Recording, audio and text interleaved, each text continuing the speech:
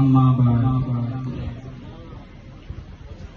ഏറ്റവും ബഹുമാനവും ആദരവും നിറഞ്ഞ എന്റെ മുഅ്മിനീങ്ങളെ,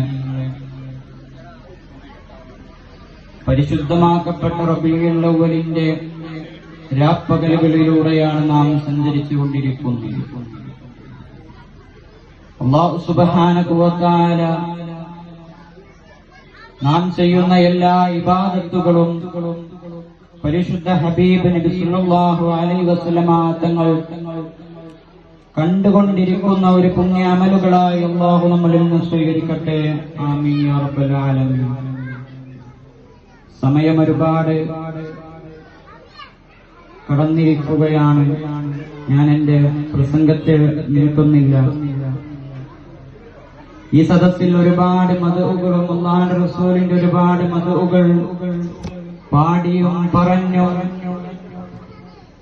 ഈ സദസ്സിനെ വളരെ മനോഹരമാക്കി, ഇന്നലെയും ഇന്നും വളരെ മനോഹരമാക്കി മാറ്റി. ഈ റബീഉൽ അവ്വലിന്റെ സമയത്ത് പല മഹല്ലുകളിലോട്ടും നാം പോയി നോക്കുമ്പോൾ അല്ലാഹുവിന്റെ റസൂലിന്റെ മദ്ഉകൾ പറഞ്ഞും പാടിയും മൗലീദുകൾ ചൊല്ലിയും അല്ലാഹുവിന്റെ റസൂലിന്റെ ഇഷ്കിനെ വളരെ ആനന്ദത്തോടുകൂടെ വളരെ മധുരത്തോടുകൂടെ ഏറ്റെടുക്കുമ്പോൾ എന്റെ മുഅ്മിനീങ്ങളെ നാം മനസ്സിലാക്കണം, എന്നാണ് അല്ലാഹുവിന്റെ റസൂലിന്റെ മദ്ഉകൾ പറയാൻ തുടങ്ങിയത്, എന്നാണ് അല്ലാഹുവിന്റെ റസൂലിന്റെ മദ്ഉകൾ പറയാനും പാടാനും എന്നാണ് തുടങ്ങിയത് എന്ന് നാം മനസ്സിലാക്കണം. ഒരു ദിവസം മദീന പള്ളിയിലുള്ള മിമ്പറിന്റെ മുകളിൽ കയറിക്കൊണ്ട് മഹാനായ ഒരു സ്വഹാബിയാണ് മഹാനായ ഹസ്സാൻ ഇബ്നു സാബിത്ത് റളിയല്ലാഹു അൻഹു. മഹാനായ ഹസ്സാൻ ഇബ്നു സാബിത്ത് റളിയല്ലാഹു അൻഹു മദീന പള്ളിയിലെ മിമ്പറിന്റെ മുകളിൽ കയറിക്കൊണ്ട് അല്ലാഹുവിന്റെ റസൂലിന്റെ മുന്നിലിരുന്നു കൊണ്ട് അല്ലാഹുവിന്റെ റസൂൽ ആ മിമ്പറിന്റെ മുമ്പിലുണ്ടായിരുന്നു. അവിടെ നിന്ന് മഹാനായ ഹസ്സാൻ ഇബ്നു സാബിത്ത് റളിയല്ലാഹു അൻഹു അവിടെ നിന്ന് അല്ലാഹുവിന്റെ റസൂലിന്റെ മദ്ഉകൾ പാടാൻ തുടങ്ങുകയാണ്. അല്ലാഹുവിന്റെ റസൂലിന്റെ മദ്ഉകൾ വളരെ ആനന്ദത്തോടു കൂടെ അവിടെ നിന്ന് പാടാൻ തുടങ്ങുകയാണ്. അങ്ങനെ അല്ലാഹുവിന്റെ റസൂലിന്റെ മദ്ഉകൾ പാടിക്കഴിഞ്ഞതിന് ശേഷം ആ മിമ്പറിൽ നിന്ന് ഹസ്സാൻ തങ്ങൾ ഇറങ്ങി വരുന്ന സമയത്ത് അല്ലാഹുവിന്റെ റസൂൽ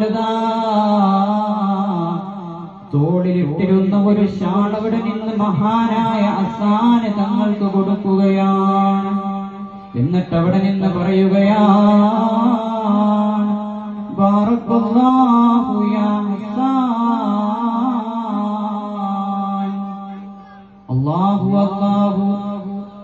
ഹസ്സാൻ തങ്ങളെ അനുഗ്രഹിക്കട്ടെ. അവിടുന്ന് മഹാനായ ഹസ്സാൻ തങ്ങളോട് അല്ലാഹുവിന്റെ റസൂൽ പറഞ്ഞ സമയത്ത് മഹാന്മാരായ പണ്ഡിതന്മാരവിടെ നിന്ന് പിന്നീട് പറയുകയാണ്, മരണം വരെ ഹസ്സാൻ തങ്ങളുടെ പല്ലുകൾക്ക് ഒരു കേട് പോലും സംഭവിച്ചിട്ടില്ല.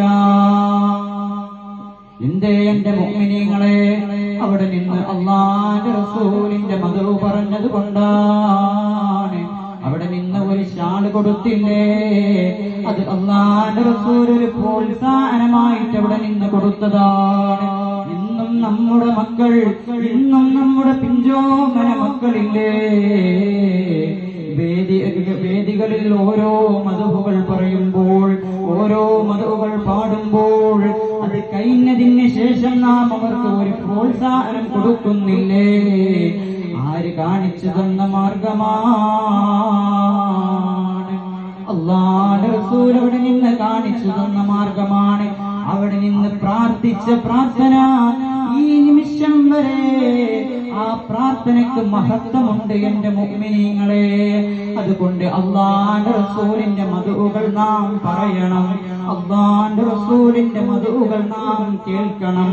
മഹാനായ ബിലാൽ തങ്ങളില്ലേ, അല്ലാഹുവിന്റെ റസൂൽ വഫാത്തായതിന് ശേഷം ഇനി ഞാൻ ഈ മദീനയിലില്ല,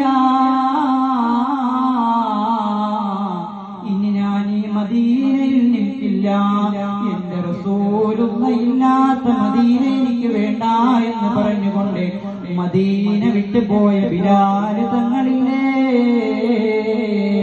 അവരുടെ ഹൃദയാന്തരങ്ങളിൽ നിന്ന് വന്നത് നൂറുൽ മുഹബ്ബത്താണ്, നൂറുൽ ആശിഖാണ്. മഹാനായ ഉമർ തങ്ങൾ പറഞ്ഞില്ലേ, അല്ലാഹുവിന്റെ റസൂലില്ലാത്ത മദീന വിട്ട് ഇനി ഞാനൊരു സ്ഥലത്തോട്ടും പോകില്ല. പറയാനുള്ള കാരണം എന്താണ്? അല്ലാഹുവിന്റെ റസൂലിനോടുള്ള ഹുബ്ബാണ്.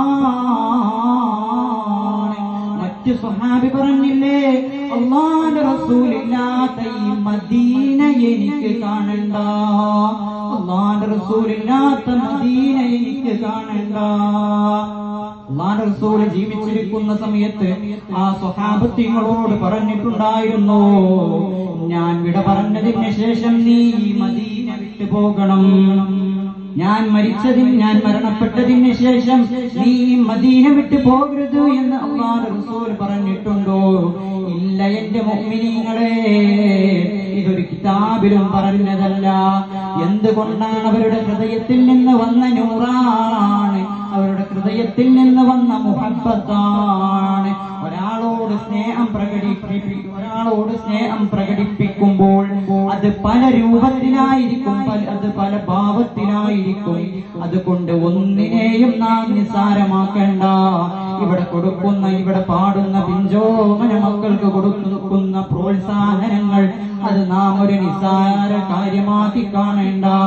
കാരണം അല്ലാഹുവിന്റെ റസൂൽ 1400 ചില്ലാനം വർഷങ്ങൾ